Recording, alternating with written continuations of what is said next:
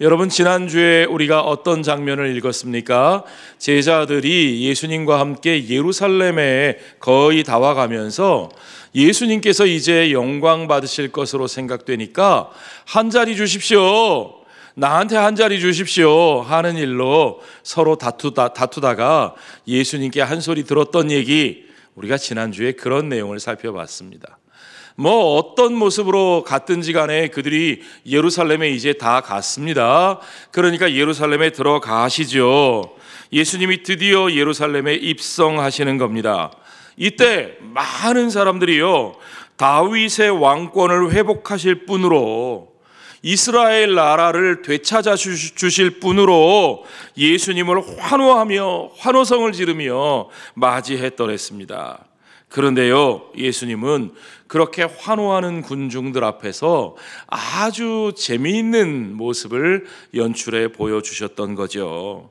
자, 여러분, 왕이 자기를 따르는 백성들의 환영을 받으면서 환호성을 들으면서 그의 도성에 들어갑니다.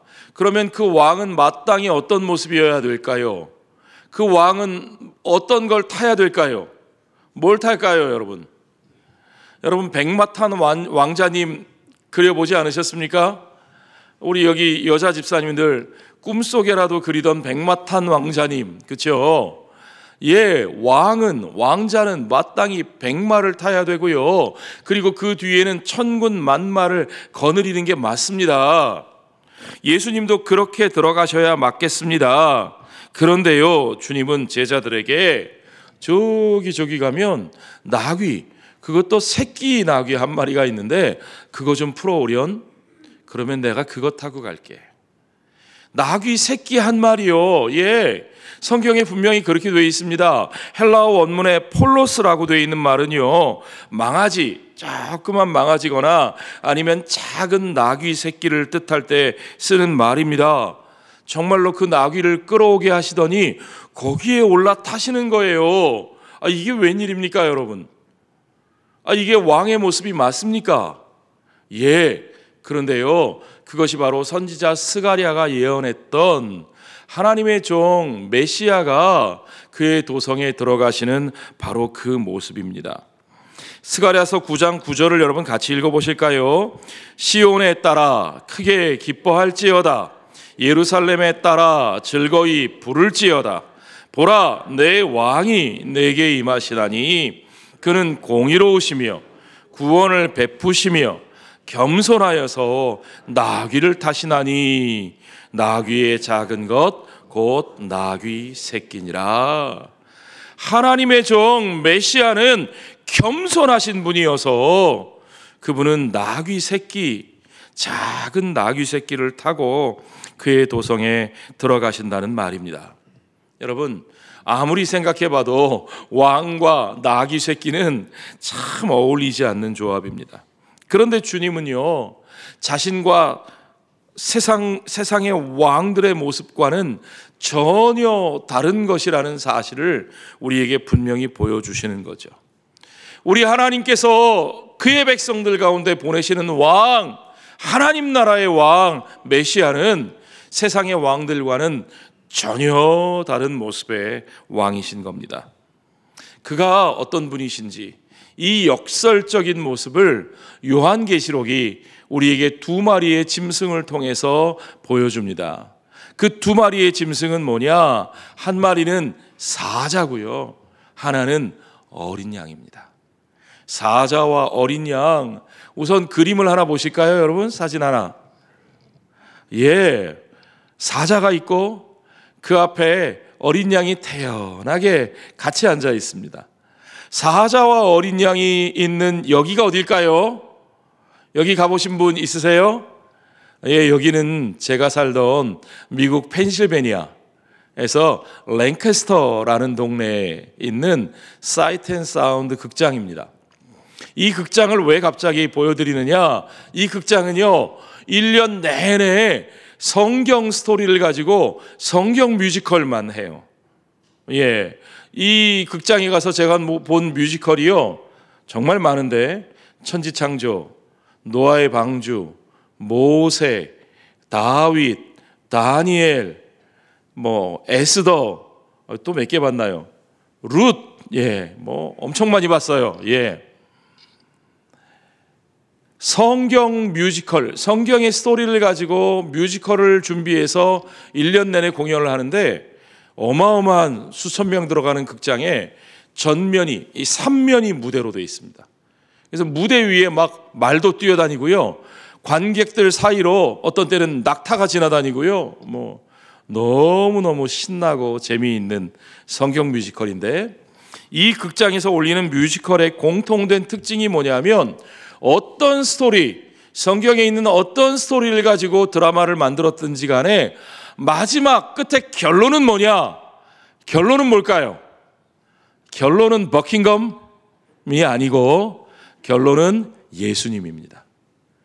천지창조 얘기를 하던, 모세의 얘기를 하던, 다윗의 얘기를 하던, 다니엘의 얘기를 하던 그 모든 스토리의 결론은 예수 그리스도로 이어집니다. 그리고 예수 그리스도를 소개하고 실제로 관객들 가운데 오늘 여기서 예수님을 구주로 영접하기 원하는 분이 계시면 일어나십시오 해서 구원의 초대까지 합니다. 무슨 부흥회 같이요. 중요한 건 그겁니다. 그 극장의 모든 스토리의 주제는, 결론은 예수님이라는 거예요. 그래서 이 극장에, 지금 그 극장 앞에 마당에 있는 이 조각품, 사자와 어린 양이 왜 있느냐? 아니, 사자와 어린 양이 예수님과 무슨 상관이 있는데요? 상관이 있습니다. 바로 그 사자도, 바로 그 어린 양도 다 요한계시록에서 예수님을 드러내는, 예수님을 보여주는 예수님의 상징이라는 거죠. 자, 여러분 한번 보십시오. 요한계시록은 예수님에 대해서 뭐라고 말하고 있는지요? 요한계시록 5장 5절과 6절 말씀입니다. 장로 중에 한 사람이 내게 말하되 울지 말라. 유대지파의 사자 다윗의 뿌리가 이겼으니. 자, 유대지파의 사자 다윗의 뿌리, 예수 그리스도께서는 유대지파의 사자 다윗의 뿌리로 이스라엘 나라의 통치권, 주권을 가지신 분이고 그 나라를 회복하시는 분이십니다. 그는 승리자이십니다. 그가 역사의 두루마리와 그 7인을 떼실 것이라고 하늘의 보좌 가운데 요한에게 보여주셨습니다. 그렇습니다. 우리 예수님은 사자와 같이 용맹한 분이고 다윗처럼 용감한 분이셔서 그분은 모든 대적들을 물리치시고 어둠의 세력을 이기시고 주의 나라를 회복하시고 그 나라를 통치하시는 분이십니다. 그런데요, 그 위험 있는 사자의 모습과는 또 전혀 다른 모습으로 주님의 모습을 보여주고 계십니다. 내가 또 보니 보좌와 내 생물과 장로들 사이에 한 어린 양이 서 있는데, 어린 양이요, 어린 양. 사자와 같이 용맹한 분, 이기신 분이라고 말하더니 이제는 한 어린 양이 서 있다고 말합니다. 그 약하고 그 순한 어린 양, 더군다나 그 어린 양의 모습은 일찍이 죽임을 당한 것 같더라. 살아서 팔팔 뛰는 어린 양도 아니고 일찍이 죽임을 당한 것 같은 어린 양. 그에게 7뿔과 7눈이 있으니 이 눈들은 온 땅에 보내심을 받은 하나님의 7영이로라. 그렇습니다. 우리 주님은 사자요 어린 양이십니다. 우리 주님은 사자와 같이 위엄 있고 용맹하고 승리하시는 분이시지만, 그러나 그 사자와 같은 그 메시아가 이 땅에 오실 때는 사자처럼 으렁거리며 죄인들을 다 잡아먹는 무서운 존재로 오시는 것이 아니라 어린 양으로 이 땅에 오셔서 그 죄인들을 위하여 죽임당하시고 피 흘리사 그들을 구원하시고 그들을 품어주시고 그들을 살리시는 놀라운 희생의 제물로 자기 자신을 드리셨다는 것을 여러분 믿으시기 바랍니다. 그래서 여러분, 청교도 신학자 조나단 에드워즈는요, 그리스도의 탁월성이라고 하는 1738년의 설교에서 이 요한계시록 5장을 이렇게 해석했습니다. 사자는 힘, 그리고 외향과 음성의 서린 위엄이 뛰어나다. 어린 양은 온순함과 끈기가 뛰어나다. 하지만 이 본문에서 그리스도는 둘 모두에 비유된다. 그리스도는 사자이기도 하시고 또한 어린 양이기도 하시는 거죠. 어린 양이기도 하다는 거죠.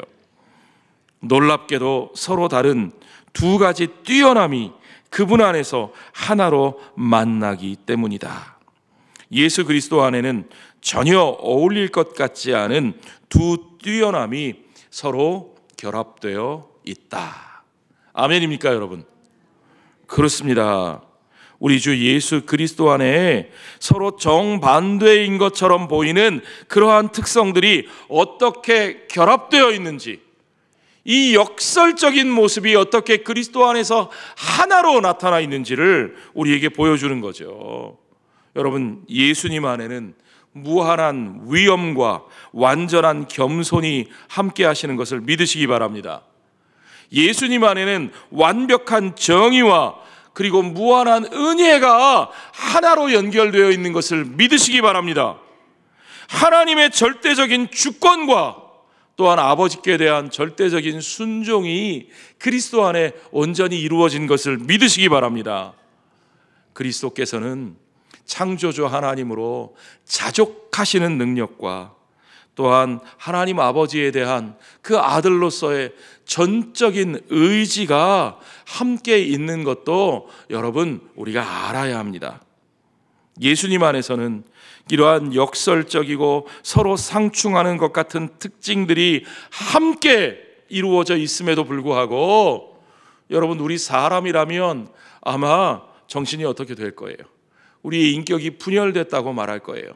그러나 팀 켈러 목사님은 예수님은 이러한 역설적인 두 가지가 함께 가지고 계시면서도 그분은 정신분열에 빠지지 않으시고 인격이 분열되지 않으시고 온전히 하나 되어서 참 하나님이시며 참 사람으로서 그는 이 땅에 오셔서 그가 이루셔야 할 그 일을 온전히 이루어내셨다는 사실을 우리가 알아야 한다고 말합니다.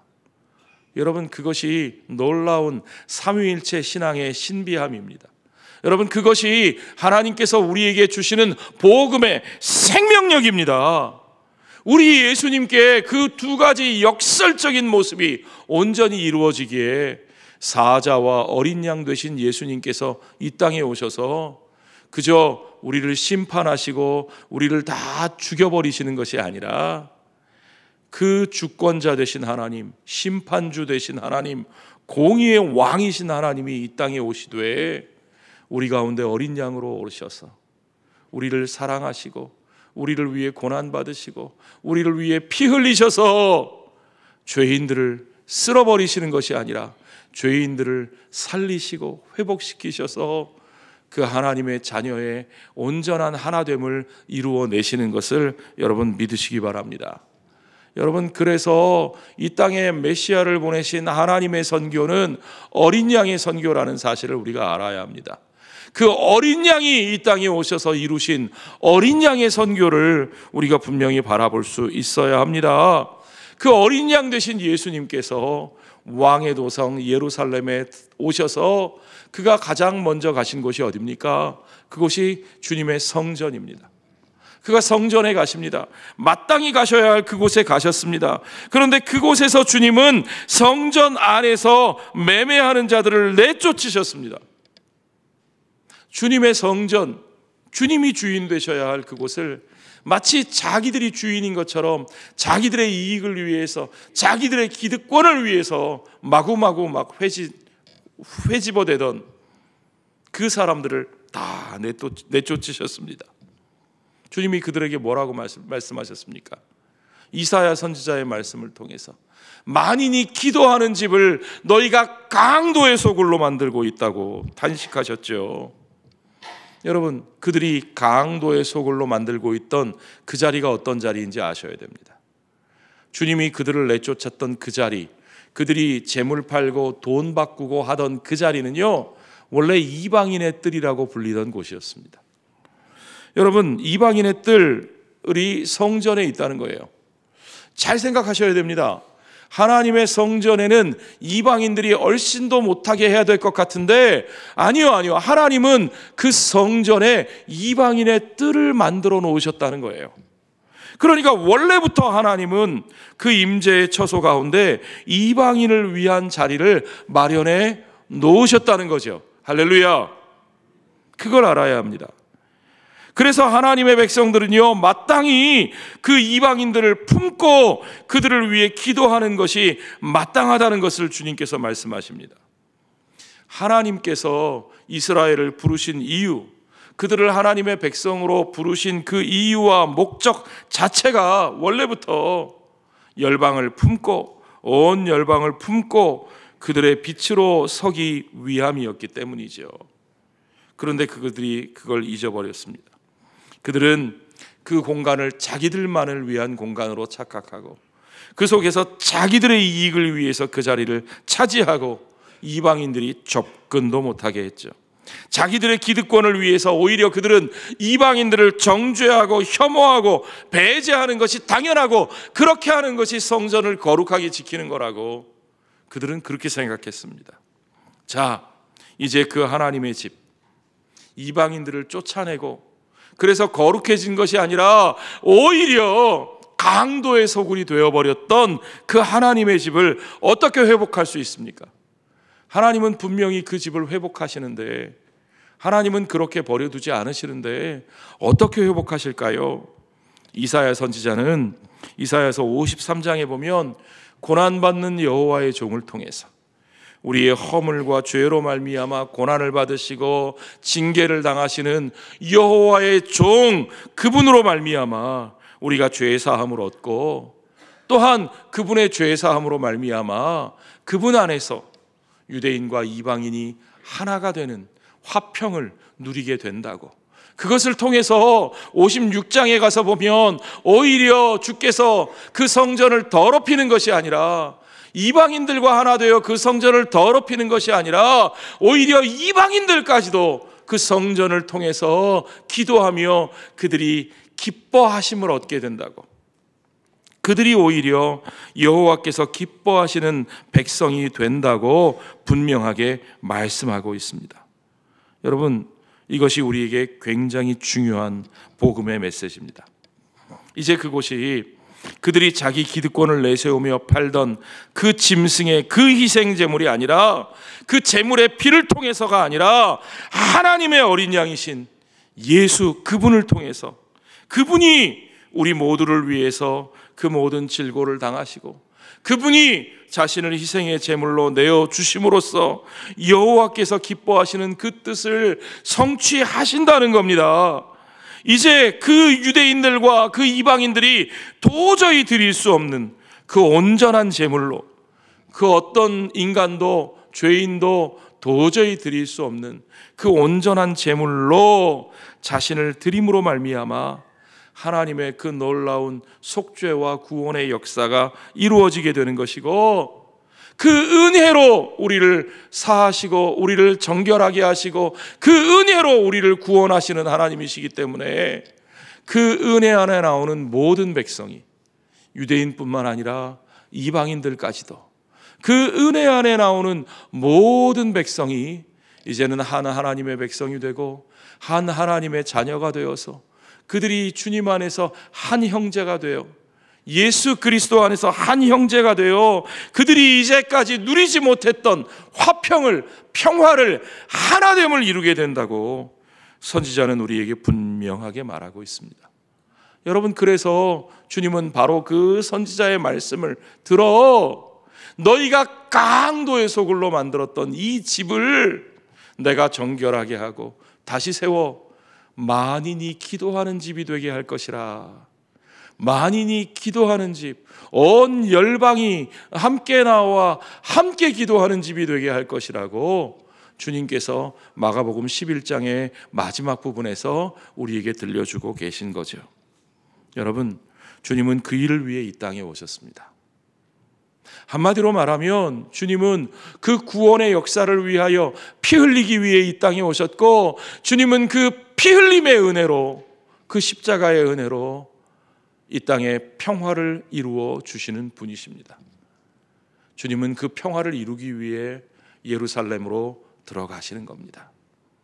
예루살렘의 평화를 위해서 그곳에 들어가시는 우리 왕 되신 주님은 평화의 왕이신 주님이신 것을 여러분 믿으시기 바랍니다. 그렇습니다.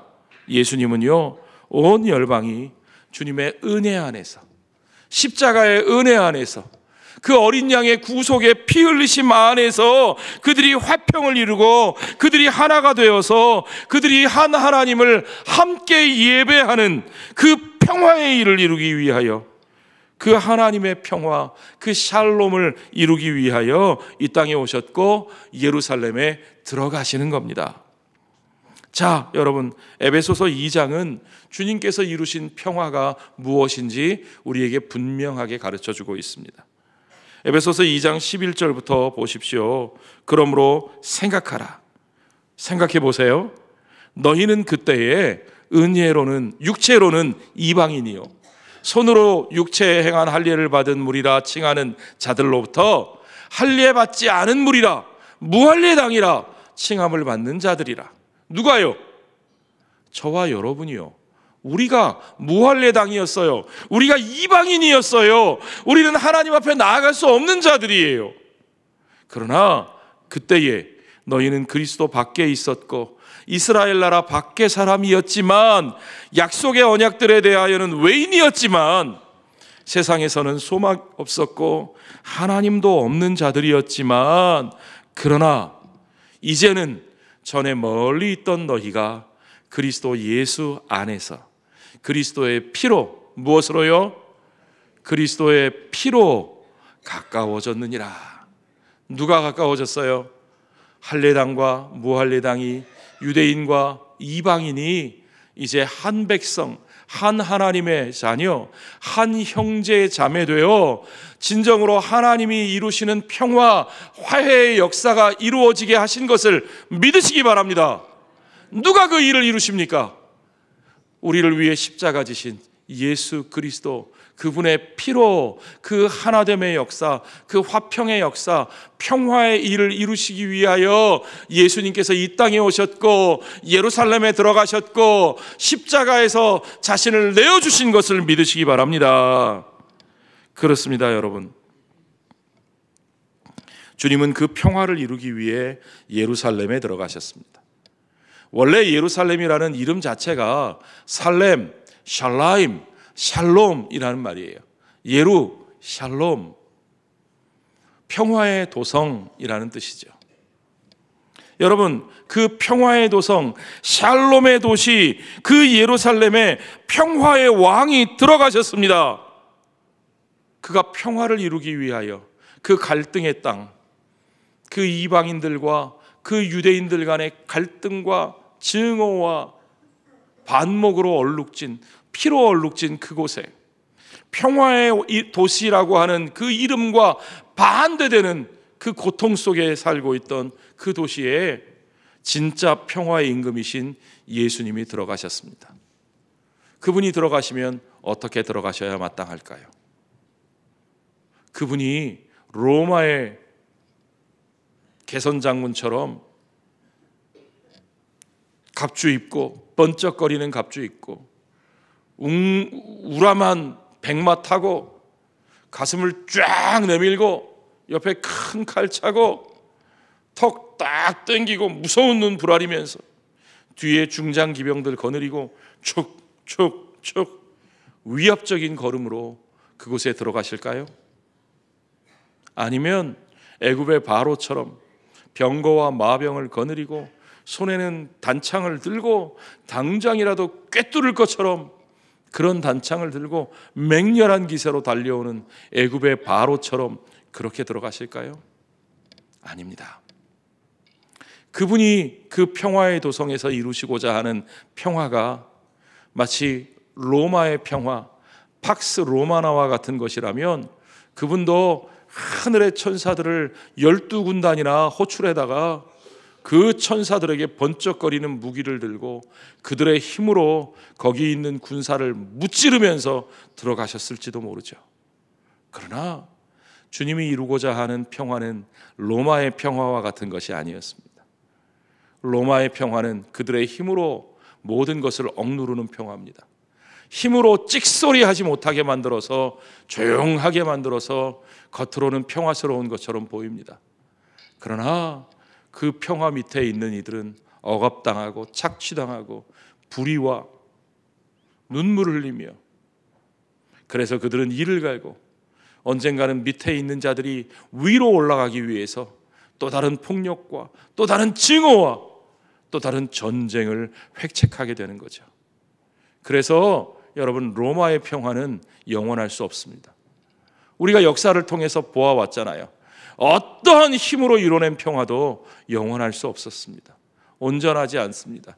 그 평화로워 보이는 그 체제 속에 수많은 사람들이 울부짖고 눈물을 흘리고 고통스러워합니다. 상처받습니다. 주님이 이루고자 하시는 평화는 그런 평화가 아닙니다. 주님은 오직 하나님 나라의 샬롬을 그 평화의 도성에 이루고자 하시는 겁니다. 여러분, 누가복음에 보면 그 평화의 도성에 주님이 들어가시면서 나귀 타고 지극히 겸손한 모습으로 들어가실 뿐만 아니라 들어가셔서 그 성을 바라보시면서 주님은 눈물을 흘리십니다. 여러분, 누가복음 19장 41절에 보니까 가까이 오사 성을 보시고 어떻게 하셨다고요? 우셨다. 여러분, 생각해 보세요. 그 군중들의 환호성을 받으며 그 성에 입성하셨습니다. 여러분, 어떤 사람이든지 군중들의 환호성을 한번 받아보면요, 아무리 냉정한 사람도 막 가슴이 두근두근거리고 막 그냥 기분이 업됩니다. 여러분, 요새 한번 광장에 나가보세요. 얼마나 사람들이 많은지. 그 광장에서 사람들하고 같이 구호 몇 번만 외쳐보세요. 그러면 차분하던 사람이 갑자기 얼굴이 시뻘겋게 달아오르고 막 자기도 모르게 목소리가 올라갑니다. 그게 군중의 힘이에요. 그런데 여러분, 더군다나 그 군중이요, 여러분의 이름을 연호하면서 여러분 앞에 환호한다고 생각해 보세요. 장덕상, 장덕상 막. 그러면요, 막 갑자기 저도 모르게 막 기분이 방방 뜨고요, 막 내가 막 세상의 모든 일 다 할 수 있을 것 같아요. 막. 그런데 예수님은 그런 환호성을 받으면서 다윗의 자손이여 호산나 하는 환호성을 받으면서 그 성에 들어가셨는데, 그런데 그 성에 들어가서 우셨대요. 우리 예수님이 우울증이 워낙 심하셔서 그랬을까요? 왜 우셨을까요, 여러분? 누가복음 19장 42절에 보니까 이렇게 되어 있습니다. 이르시되 너도 오늘 평화의 일에 관하여 평화에 관한 일을 알았더라면 좋을 뻔하였거니와 지금 내 눈에 숨겨졌도다. 평화의 도성에 들어가셔서 우셔요. 왜 우시느냐? 평화의 도성인데 평화에 관한 일을 몰라요. 예. 이게 너무 역설적인 현실이죠. 평화의 도시가 평화에 관한 일을 알지 못합니다. 그들의 눈에 뭐가 숨겨 있어요. 그들이 못 보고 있는 현실이 있어요. 그게 뭐냐? 43절부터 보면 답이 나옵니다. 날이 이를지라, 예수님의 말씀입니다. 내 원수들이 토둔을 쌓고 너를 둘러 사면으로 가두고 또 너와 및 그 가운데 있는 내 자식들을 땅에 메어치며 돌 하나도 돌 위에 남지 아니하리니 이는 내가 보살핌 받는 날을 알지 못함을 인함이니라 하시니라. 예, 엄청난 재앙이 그들 앞에 펼쳐진다는 얘기입니다. 언제요? 예수님 십자가에 돌아가시고 부활하시고 하늘로 올라가신 후 얼마 후에 제자들이 온 예루살렘과 사마리아와 그리고 주위의 복음을 전한 후에 얼마 후에 AD 70년경에 로마의 티투스 장군이 이끄는 부대가 다시 예루살렘을 재침공해서 예루살렘이 정말 초토화됩니다. 완전히 짓밟힙니다. 왜 그런 일이 일어납니까? 예수님께서 그토록 걱정하셨던 열심당들과 바리새인들, 그들의 음모가, 그들의 열심이 폭동을 일으켰고 그 폭동을 진압한다는 명분으로 로마가 군대를 보내서 완전히 예루살렘이 짓밟힙니다. 어마어마한 끔찍한 재앙에, 그것이 예루살렘의 운명입니다. 주님은 그것을 아셨습니다. 그래서 주님은 그들 앞에 닥칠 그 재앙과 심판의 날을 예비해야 된다고 그토록 말씀하시는 거죠. 그들의 눈에 숨기워졌던 그 슬픈 미래를 보시며 주님이 우십니다. 전능하신 하나님이 가장 연약한 자의 모습으로 우리 죄를 담당하시는 주님이 거기서 눈물을 흘리시는 모습을 여러분 떠올려 보십시오. 주님이 눈물 흘리는 모습을 우리는 곧 또 만나게 됩니다. 어디서 만나게 될까요? 겟세마네의 동산에서. 겟세마네의 동산에서 이제 곧 붙잡혀 십자가에 달릴 일을 예비하시면서 주님은 눈물을 흘리십니다. 왜 우셨을까요? 그 십자가의 고통이 너무나 두려우셔서 우셨을까요? 아닙니다. 주님은 자기 자신 때문에 울지 않으셨습니다. 누가복음 23장 28절에 보면 그가 눈물을 흘리시는 이유에 대한 답이 나옵니다. 예수님께서 십자가 짊어지시고 그 골고다 고난의 길을 걸어가실 때 그 걸어가시는 십자가 처형장으로 가시는 주님을 보면서 예루살렘의 여인들이 통곡을 합니다. 눈물을 흘립니다. 예수님께서 그들을 보시면서 이렇게 말씀하십니다. 예수께서 돌이켜 그들을 향하여 이르시되 예루살렘의 딸들아 나를 위하여 울지 말고 너희와 너희 자녀를 위하여 울라.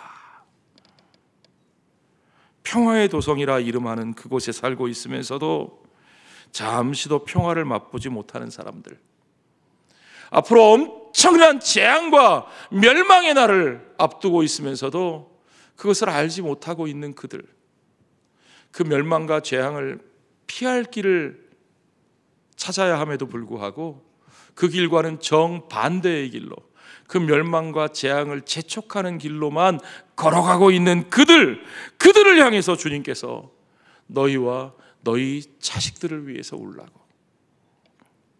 오늘 우리들을 위해서는 뭐라고 말씀하실까요?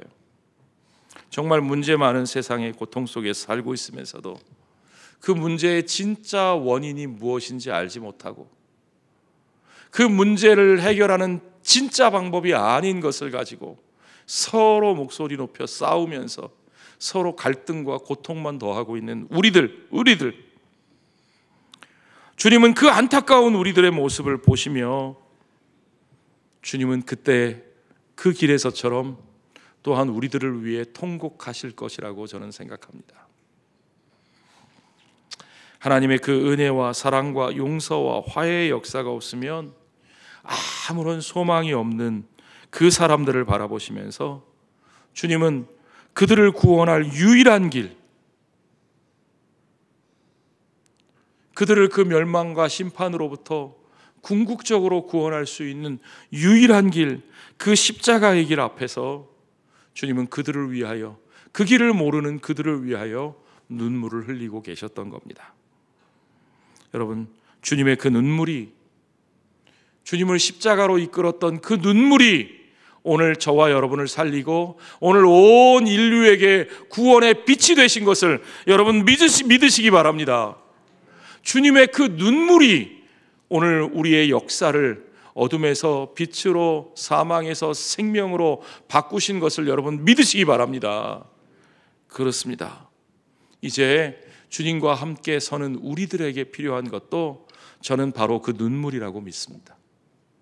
오늘 우리들에게 필요한 것은 주님과 함께 주님의 마음으로 세상을 바라보며 이웃들을 바라보며 함께 울 수 있는, 그들을 위해 울 수 있는 그 눈물이라고 믿습니다. 여러분, 주님과 함께 우셔야 합니다. 지금은 우리가 소리치기보다, 지금은 우리가 누군가와 싸우기보다, 지금은 우리가 혈과 육을 의지하기보다 우리가 주님의 마음을 품고 주님과 함께 울어야 하는 시간입니다. 우리가 주님의 몸이기 때문입니다. 이 땅에 세우심을 받은 교회가 주님의 몸이고, 우리들, 그 교회를 이루고 있는 우리들이 이 땅에 주님이 그들을 위해 우셨던 것처럼 우리도 그들을 위해 울어야 합니다. 우리가 우리와 우리 자녀들을 위해 울어야 합니다. 우리가 우리 이웃들을 위해 울어야 합니다. 우리가 우리 민족을 위해 울어야 합니다. 우리가 사는 이 세상을 위해 울어야 합니다. 진정한 삶의 목적을 알지 못하는 사람들을 위해서, 진정한 평화의 길을 모르는 사람들을 위해서, 문제의 본질과 원인도 모른 채 그저 내 앞에 닥친 이 경제적인 위기, 이 정치적인 위기, 이 때마다 닥쳐오는 이 어려움 앞에서 그저 또다시 좌절하고 그저 넘어지고, 그래서 남들이 어떻게 하나 두리번거리다가 남들이 하는 것처럼 나도 허공에 주먹질도 해보고 목소리 높여 욕도 해보고 소리 외쳐 따라다녀도 보고, 그러나 여러분, 그것이 우리를 구원할 수 없습니다. 우리가 있어야 할 곳은 우리 주님과 함께 하는 자리입니다. 우리가 바라보아야 할 것은 주님의 모습입니다. 우리가 있어야 할 자리는 주님이 십자가 지신 그 자리입니다. 우리가 해야 할 일은 십자가 붙들고 주님과 함께 우는 것이옵니다. 여러분, 저는 믿습니다. 그 십자가가, 주님의 십자가의 눈물이 우리를 살린 것처럼 오늘 우리가 울면 이 땅도 살아날 줄로 믿습니다. 오늘 우리가 십자가 앞에서 우리 주님처럼 우리의 권리를 내려놓고 우리 주님처럼 자기를 부인하고 주께서 우리에게 주신 그 잔을, 그 쓴 잔을 우리가 달게 마시면 우리 가운데, 우리로 말미암아 새로운 역사가 일어나게 될 것이라고 저는 분명히 믿습니다. 여러분, 우리 주님 말씀하셨죠. 울며 씨를 뿌리러 나간 자는 반드시 그 곡식단을 가지고 돌아올 것이라고요. 저와 여러분의 눈물이 헛되이 그냥 땅에 떨어지게 하지 않으실 것을 여러분 믿으시기 바랍니다. 주님은 눈물을 통하여 역사하시는 분이십니다. 주님은 약할 때 강함이 되게 하시는 분이십니다. 주님은 그 가장 연약해 보이는 주님의 십자가로 세상을 이기시고 세상을 변화시킨 분이십니다. 오늘 우리도 예루살렘의 평화를 위해 울어야 합니다. 우리의 뜻을 관철시키고 이기기 위해서 울부짖는 것이 아닙니다. 저들을 더욱더 갈등과 싸움과 죽음으로 몰아넣으면 안 됩니다. 여러분, 이제 그만이요. 그만하면 됐습니다. 우리의 목소리로 그들을 누르고 그들 위해 군림하는 것이, 그것이 결코 하나님 나라가 이루어지는 길이 아니라는 것을 우리가 명심해야 됩니다. 우리가 세상의 모습을 닮아가면서 세상과 싸우려고 들면 우리는 잎사귀만 무성하고 도무지 주님이 원하시는 열매를 맺지 못하다가 예수님의 저주를 받아서 말라 죽고 말았던 무화과 나무, 예수님께서 예루살렘에 오셔서 성전에 들어가셨다가 그가 만나셨던 그 무화과 나무의 그 모습같이 되어버릴 수 있습니다. 여러분, 저는 오늘 우리 한국 교회를 놓고 기도할 때마다 이 무화과 나무가 떠오릅니다. 말만 무성하고 잎사귀만 무성한데 주님이 원하시는 열매를 내어드리지 못했다가 말라 죽어버린 그 나무. 오늘 우리들이 그렇게 되지 않을까 하는 염려와 걱정과 두려움이 우리들에게 있어야 합니다. 여러분, 우리가 주님을 바라보고 주님의 모습을 따라가야 합니다. 주님처럼 겸손하게, 주님처럼 낮아지고 주님처럼 섬기면서 예루살렘의 평화를 위해 자신을 내어주신 주님처럼 우리가 사는 이 땅의 평화를 위해 우리 자신들을 내어줄 수 있는, 우리가 희생할 수 있는 십자가의 길로 기꺼이 걸어가는 저와 여러분 되시기를 주의 이름으로 축원합니다.